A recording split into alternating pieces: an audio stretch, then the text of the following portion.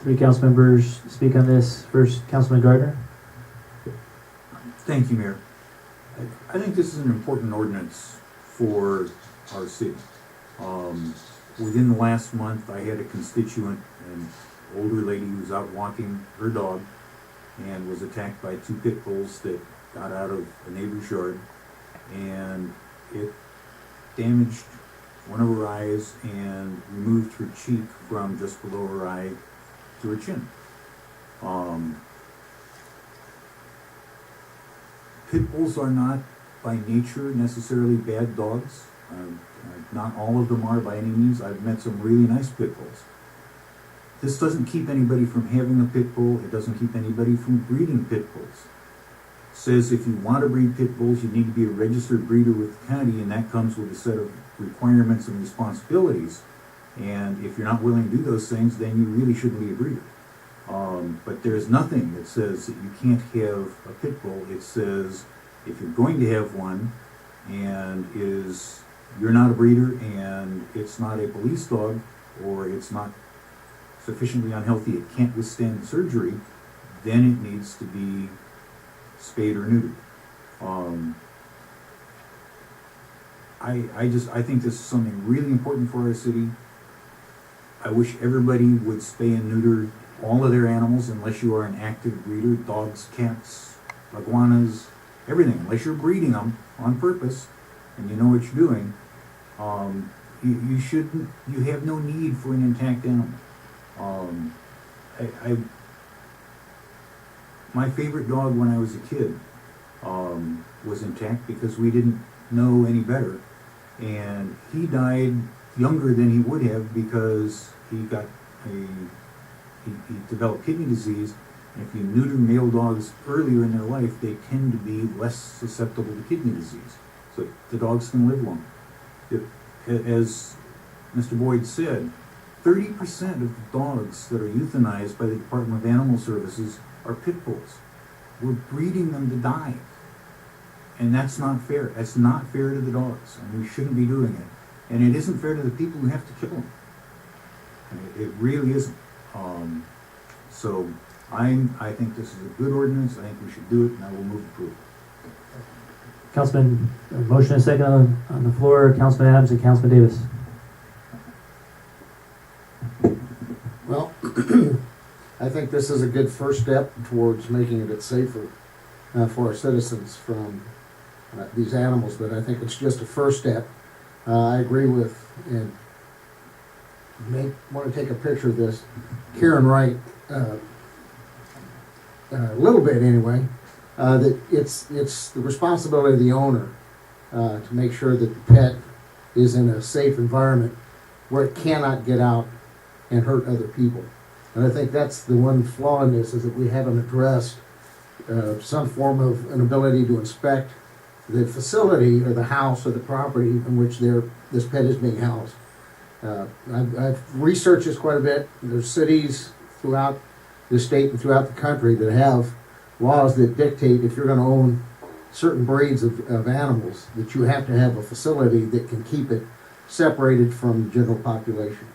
If you have exotic animals, there's laws regarding that. I think we need to address this, send it to either governmental affairs or wherever best, to look further into what more we can do about this, because the attacks by pit bulls, I've had a number in my ward where they're out, 2 and 3 are out together from 1 yard or more than 1 yard, chasing down people, killing other pets, attacking seniors out for a walk. You go in my area where this has happened, all the people out there walk with some kind of a baseball bat or a stick because of that issue. It's not the appropriate way to run a city. So I would like to see more come back in some form of inspecting. If you're going to own these types of dogs, to make sure that they are spayed and neutered, but also the facility in which they're kept is protecting the citizens from around them. Because they get out of the yard, get out to the garage, however they do it, it's irrelevant to me, but once they're out and they pack up, they're a dangerous machine going out to injure or kill. And that's what they were bred for.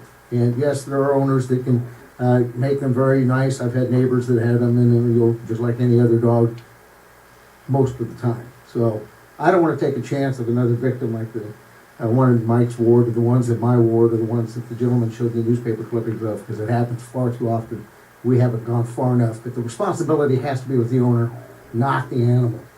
I mean, spade and neuter is a good step, but that's not what's causing the problem. It's bad owners. They give all pet owners a bad name, so we need to, I think, go another step. We can't do that tonight until we have better research and information on it. So I'll support where we are now, but I think we've made a good first step. We have not certainly made the last step towards making this a safer situation. Councilmember Davis. No, I agree with Steve. I agree that mandatory spay and neuter is a partial answer. I don't think it's 100% answer to this.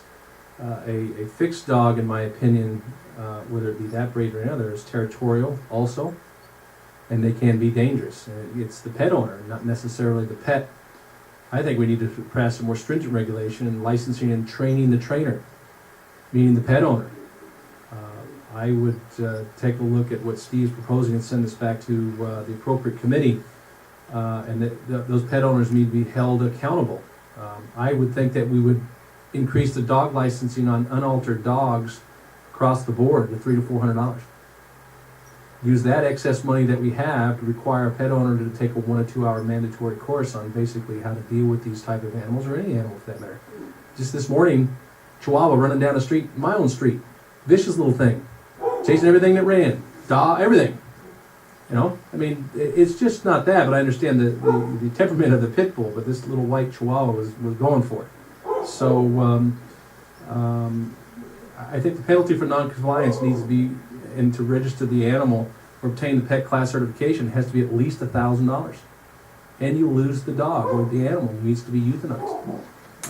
Certainly if the animal has gotten out and caused serious injury to either a person or another animal, or something to that nature, I think we're too light on these type of things.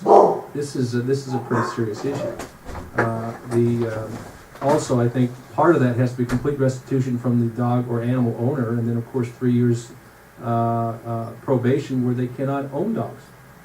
Because obviously they're going to show that they're irresponsible. What's the point? We've got a lot of folks in various areas that have animals and they are not checked and they are aggressive.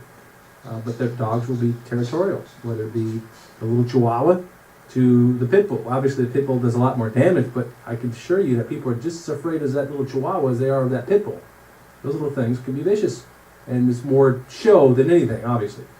But I would agree with Steve that we need to really take a look at this and even go even further to protect the residents and make it really hurt in the pocketbook if they don't pay attention to our rules and regulations. And then utilize some of that $300-400, in my view, to further strengthen the ability for our animal control contract to do more and to go out and check and to make sure. Because I can assure you we're going to get a lot of calls that are going to say, oh, they got a pit bull. And it's not a pit bull. A lot of people just don't know the difference.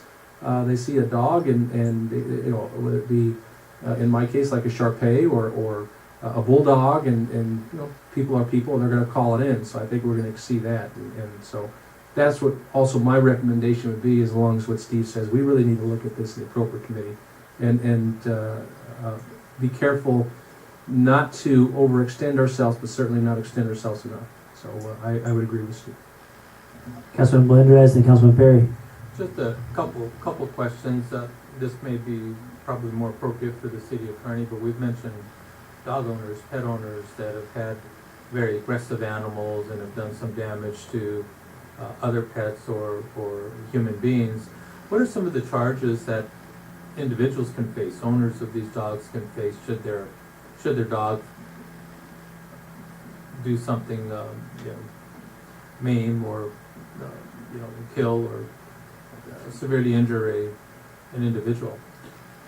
Honorable Mayor, members of the City Council, the most significant charges that a dog owner may face would be violations of state law that would be charged by the district attorney's office, either misdemeanors or felonies, based upon their knowledge of the viciousness of the dog and the actual harm that was caused by the dog.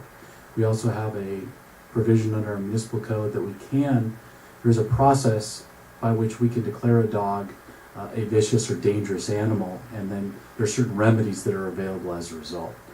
And so in light of the comments that were made by Councilmember Davis and Councilmember Adams, it may be appropriate for the Land Use Committee. I believe that's been the committee that generally has dealt with animal control issues. And the City Attorney's Office could take the lead in researching what other options, remedies are potentially available for the council to consider. In these particular situations, is it the victim that presses the charges, or is it something that the city automatically or the state automatically begins processing?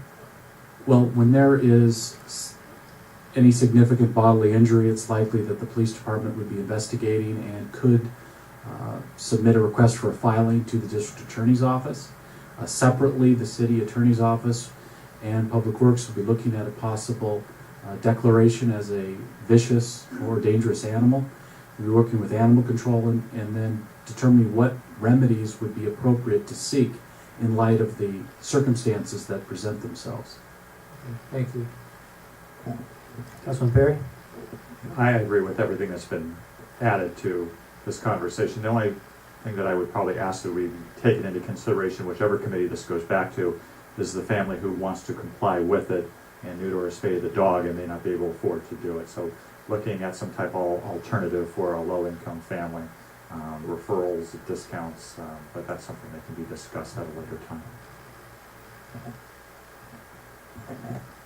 You got a motion and a second on the floor, look for a vote.